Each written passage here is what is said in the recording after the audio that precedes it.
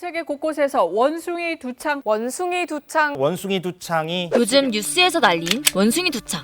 사람과 짐승 모두 감염될 수 있는 질병으로 사람이 감염되면 독감과 비슷한 증상으로 시작해서 림프샘이 붓고 얼굴을 비롯한 몸에 발진이 나타나는 게 큰 특징인데요. 원래는 중서부 아프리카에서 유행하는 풍토병이었지만 최근 확진자와 의심 환자가 동시다발적으로 나타나면서 세계적인 보건 문제로 떠올랐습니다.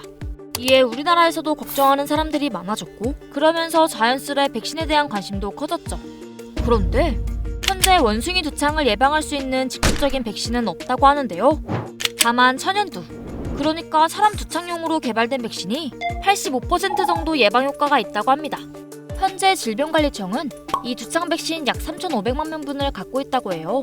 뭐야, 백신도 있겠다. 그럼 된 거 아니야? 싶지만 이 백신 당장은 일반인에게 사용할 계획이 없다고 합니다. 그 이유는 정부가 백신을 비축해둔 목적이 따로 있기 때문이라고 하는데요. 두창 백신의 목적은 어떤 생물 테러라든가 아니면 고도의 공중보건 위기에 대응해서 사용할 목적으로 보유하고 있는 상황이기 때문에 아주 큰 위험 상황이 아니라면 일반 인구에 대한 당장의 사용 계획은 검토되고 있지 않는 상황이라는 것을.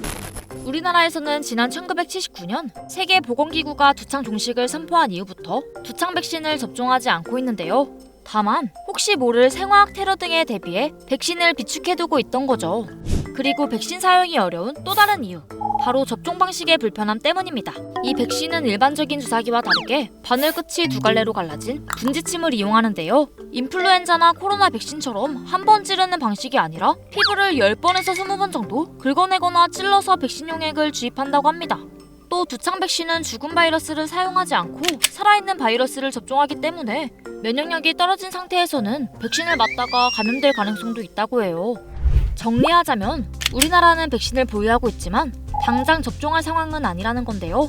다행인 건 원숭이 두창은 코로나19처럼 전파력이 높은 건 아니라서 과도하게 불안해할 필요는 없대요. 최근 발견되는 원숭이 두창의 치명률은 3에서 6% 내외고요.